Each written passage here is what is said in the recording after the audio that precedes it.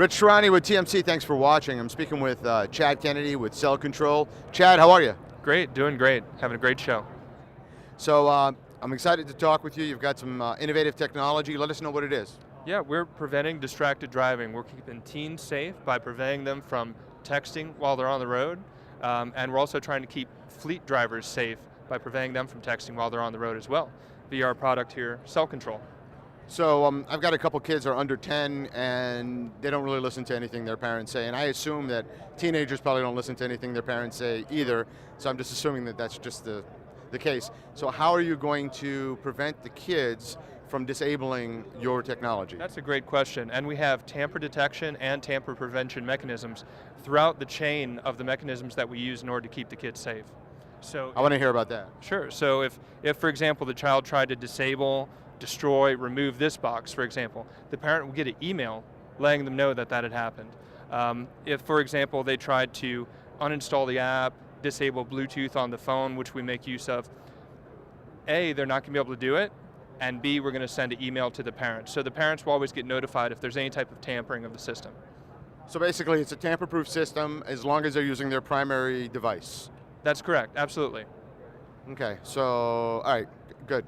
Now, I'm thinking now for the next version, you're going to need to be able to see if there's any other devices in the car, because that's the first thing I would think of if I was a teenager, how to get around this. That's absolutely correct, and that's a mechanism that we're working on right now as we speak. Fantastic. So, if you walk us through this, and I'd like you to do that because we talked a little bit off camera, tell the viewers exactly how this works and how you have the differentiation between the passenger and the driver and the Bluetooth and things like that. Sure.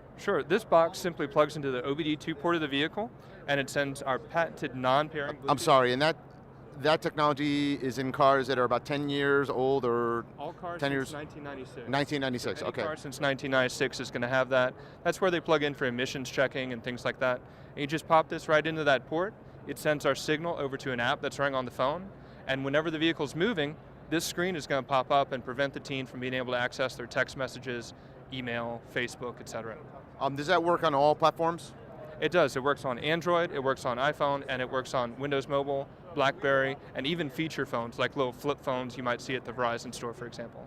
Okay, so you said the passenger, though, can still use their device, or how about in the back seat? Well, that's correct, and with the technology that we're unveiling today at CTIA, called Drive ID, we can identify the driver versus the passenger. And so if you're on the driver's side of the vehicle while the vehicle's in motion, you're going to see this. But if you're on the passenger side, you'll be able to use the phone as usual. In fact, if a driver hears a text message come in on his phone, he can pass his phone over to the passenger and let the passenger reply to that text message for him. So first of all, I think your technology is awesome. You're probably going to save a lot of lives, and you're going to prevent a lot of injuries and accidents, and it'd be great for the insurance industry, for everyone. It's going to be fantastic. The question I have, and not to be difficult, is would a driver potentially take the handset and just put it over on the passenger side, or is that would that even work? Well, that's a great question, and we have several mechanisms that are going to prevent that type of use case. In the final version that's going to be released to consumers, there will be a significant delay, so you can't just hold it out there for 10 seconds and start using it. There's going to be a 1 to 3 minute delay, because it's not really designed for passing back and forth. We want Billy, when he's driving, his phone is blocked. Sally, she's in the passenger side, she can continue to use her phone. That's the main use case of the technology. In addition to that, if there's only one person in the vehicle, then the phone will never unblock no matter where it is. It will always be blocked. Fantastic. So now what about at traffic lights? Same thing, doesn't work? Well, that's actually configurable by the parent or the fleet administrator. When the car stops, we can get rid of this blocking screen very, very quickly, within about 3 to 5 seconds.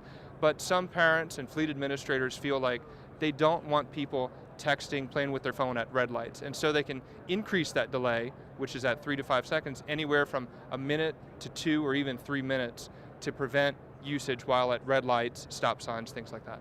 Now, would this be something that carriers would also provide? It would be, yes. We're working with carriers today to try to get this product into their stores. We are in some AT&T stores today, for example, so that consumers could buy it directly from the carriers. Thanks for your time. Absolutely, thank you.